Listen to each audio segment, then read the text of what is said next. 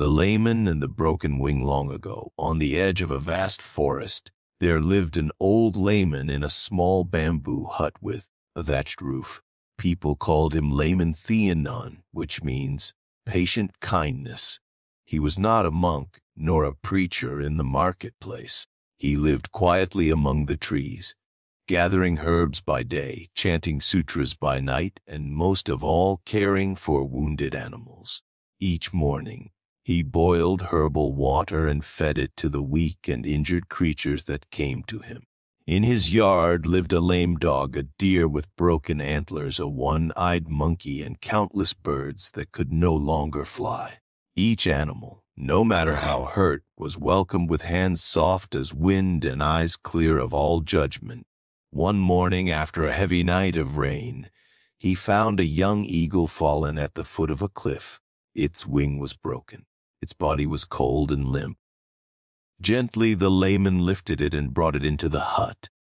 He wrapped its wing in cloth, lit a fire to warm it, and whispered kind words no one else could understand. Each day he ground herbs, cooked brown rice porridge, and used a tiny bamboo dropper to feed the eagle. The bird stared at him, eyes wide with confusion and fear. One day, a traveler passing by laughed, "Eagles are born to rule the sky. Why waste time saving it? It'll die anyway." The layman simply smiled and replied, "Even if it has only one breath left, it still deserves compassion."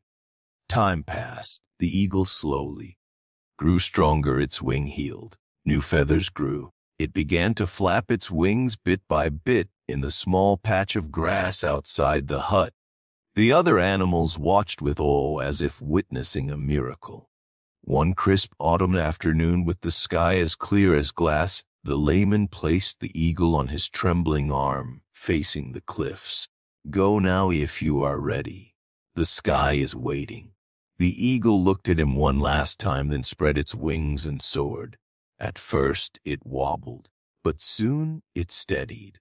Then with one powerful thrust it rose, cutting through the clouds. The layman said nothing.